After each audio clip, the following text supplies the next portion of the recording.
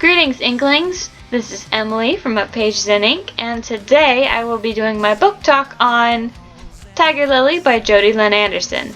I gave this book a 4 out of 5 stars on Goodreads and my reviews, and I will tell you why after telling you what it's about. If you don't know what it's about, obviously, maybe not obviously, it could be about anything else, but it's a rehashing, retelling, whatever you want to call it, of Peter Pan with a focus on Tiger Lily instead of Wendy. And I really like that because even in the Disney movie, I haven't read many of the original Peter Pan stories. I didn't read the original Peter Pan. I've just seen the movie and really liked it. I probably should look into the story. Anyway, I didn't like Wendy. I don't know what it was. I think it was for someone who didn't want to grow up. She seemed very grown up. And to me, that was just really weird. And I don't know. I just always liked Tiger Lily much better than Wendy. I also like Tinkerbell much better than Wendy. But Tinkerbell's awesome, so. Anyway.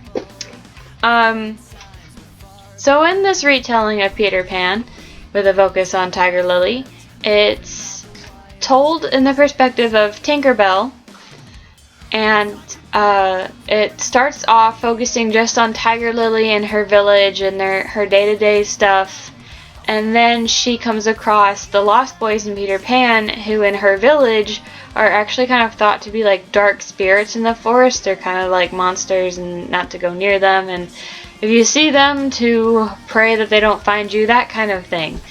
But in reality, they are just Lost Boys. They're just boys. And Peter is just one of them. He's just a wild boy but happens to be the leader. The pirates in this story, Hook doesn't seem very Hook. Like if you've seen the movies, I've also seen Hook, so that's another Peter Pan kind of retelling, rehashing, whatever that I've seen. Anyway, the way that a lot of people think of Hook, he's like this dark mastermind, and in this book he's more of a misunderstood character. When he's drunk, he can be that Hook that everybody expects him to be, but when he's sober, he's actually not that bad of a guy. You know, he didn't lose his hook to a crocodile. He just doesn't really know who he is, I guess, is the best way of putting it. And Smee, and most of the Peter Pan stuff that I know, Smee is the right hand to Captain Hook, who gives him all his ideas that Hook takes credit for, and gives the orders right after Hook does, kind of like a chain of command. But in this book, Smee is just one of the guys, and Hook picks him up from England, and he actually seems a bit more of an antagonist than Hook does. He's the one that causes some problems in the story, which I won't get too much into. So that's a little different.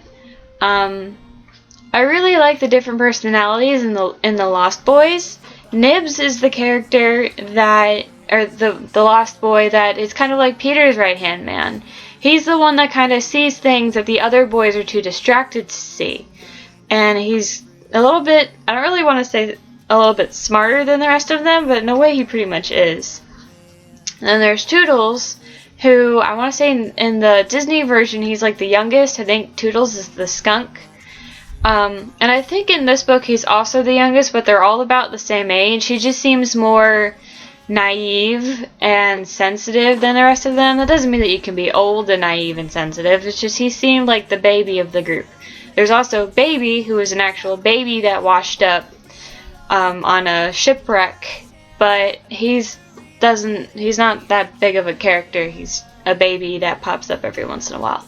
There are the twins who refuse to be told apart. They don't want to. It feels like they'll lose their identity if they are. So they're just the twins. They don't really have names. But they're the twins. They're always together. It's weird when they're not together. I don't think they talk at the same time in this. They might have, and I just didn't pay close enough attention to that. But they're the twins. They're slightly, I think in the Disney version, this is kind of how I'm trying to help you guys understand characters. If you haven't read the original Peter Pan story or this one to, maybe understand. Anyway, slightly, I think, is the bear in the Disney movie, the chubbier boy, who in this book isn't really is described in a similar way. He's not really slightly, but he is slightly more proper. Not very, like it doesn't make a huge difference, but he remembers his home where he came from.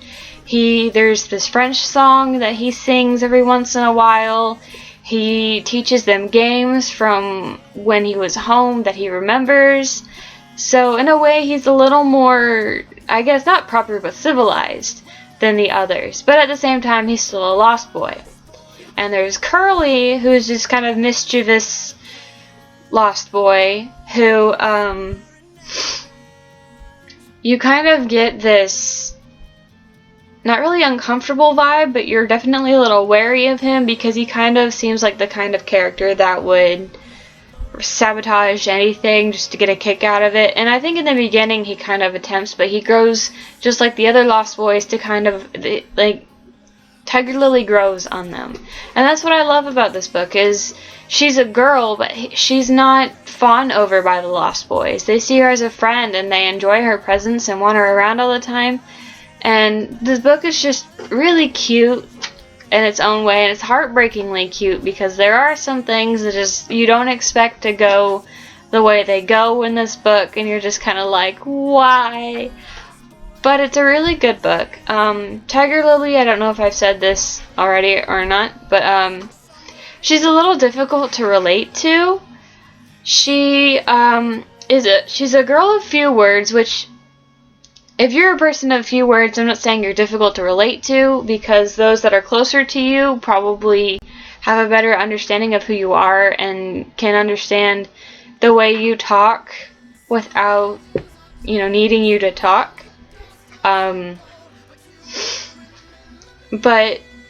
from a book perspective of it, it was a little hard to relate to her for most of the book because she says so little, and her thoughts are portrayed to us by Tinkerbell, who can read minds but can't read minds. It's weird because sometimes she goes to talk about the thoughts of like Smee and Hook, and they're like specific thoughts, and then like in Tiger Lily she can kind of understand what Tiger Lily's thinking, but it's not like an exact thought.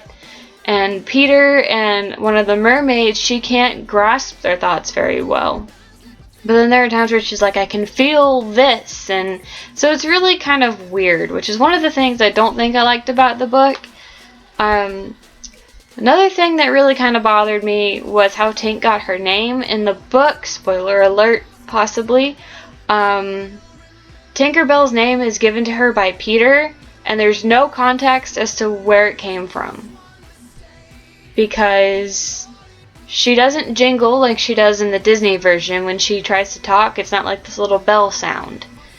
And she doesn't tinker with anything.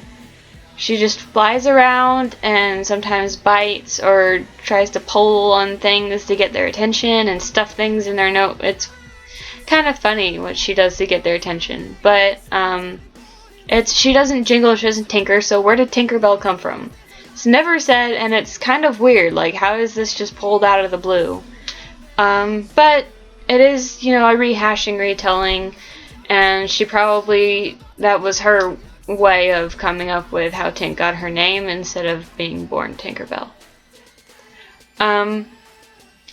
One of the things that really confused me for a while, and that I thought was actually unanswered, I pieced together while writing my review on Goodreads, and that was why, spoiler alert, so if you don't want to hear it, you actually probably should have left a long time ago. Probably should have told you to go. Sorry.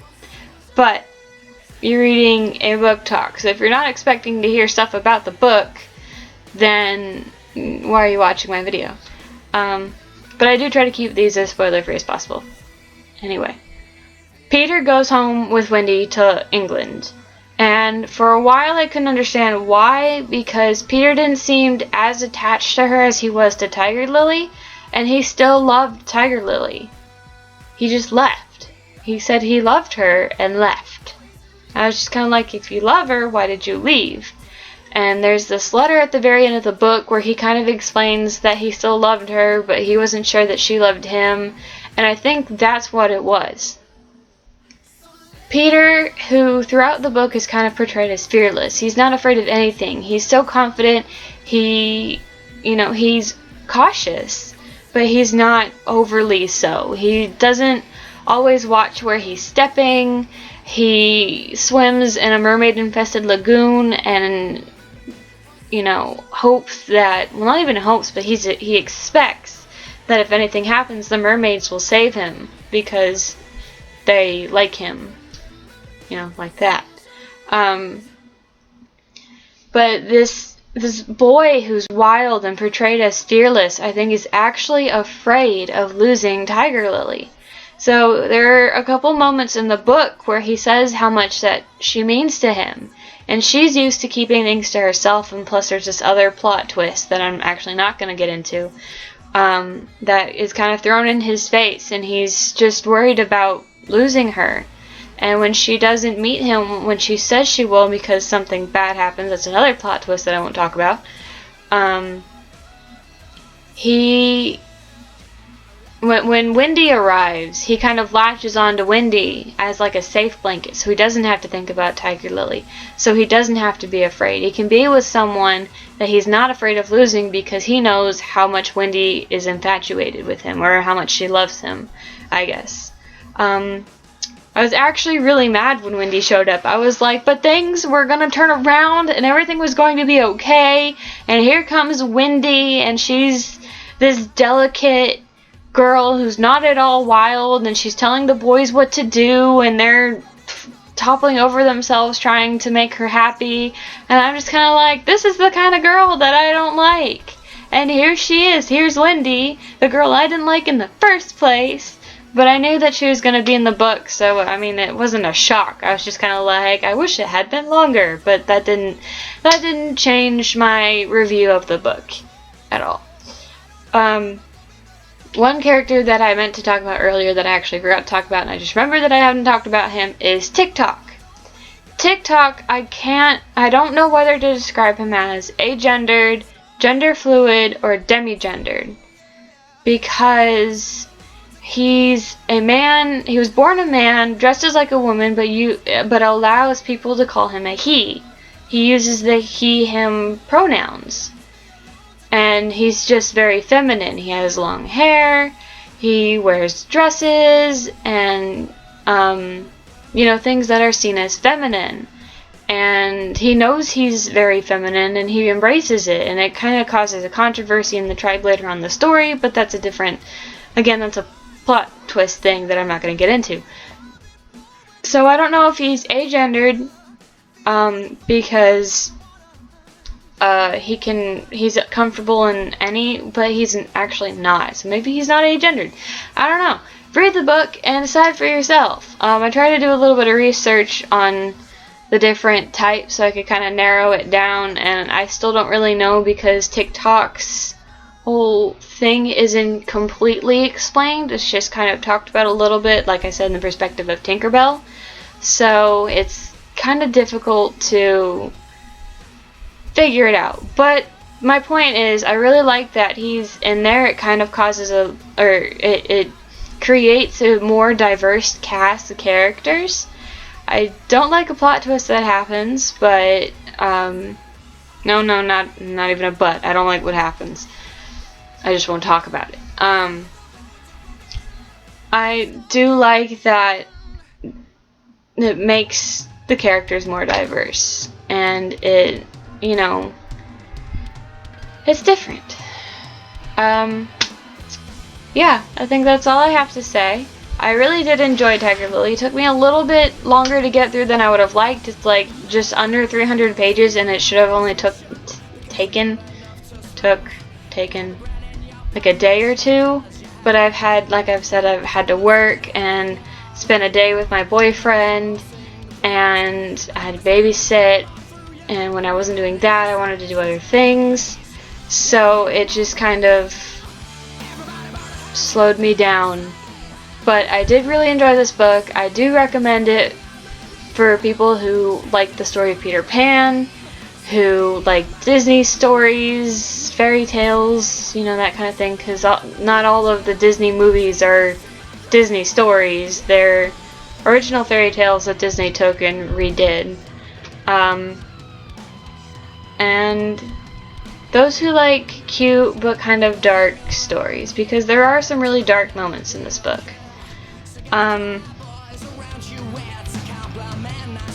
I think I'm going to put a couple trigger warnings to this book, because there are, like I said, some dark moments, and I think that you guys would need to know about it if you're still here and haven't actually read it. So trigger warning, suicide, either sexual abuse or rape, and I guess religion could be a trigger warning, especially when it comes to TikTok. And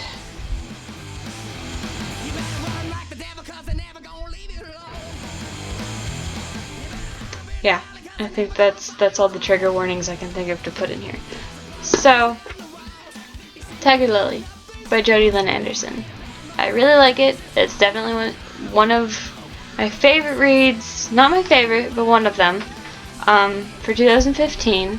And I will now pull from my jar so you guys can know what to expect next.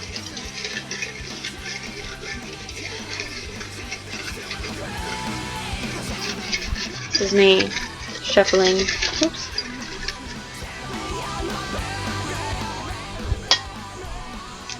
So the menu is The Elite and the One, which is the next two books that I actually own in the Selection series. I don't have the Heir yet. I do plan on obtaining it someday, but those are the two that I have. And until I get the Heir, I will get those out of the way. After I finish those, I think I have three books, physical books left on my shelf that I haven't read, and then I have a bunch on my Nook that I haven't touched yet. So look out for The Elite and the One. And recently I have recorded a video with my mom and my brother playing the book plot guessing game thingy thing. So go and check that out. My mom is quite a card. She likes to make jokes and poke fun. But she's my mother, and I have been told I'm a clone, so oh my. And then my brother is just my brother. You've seen him in a video before. It was the Book Mash video that I did a while ago. So with that, I will say goodbye, and I hope that you guys are having a read-tastic day, week, month, year, and I will see you next time. Bye!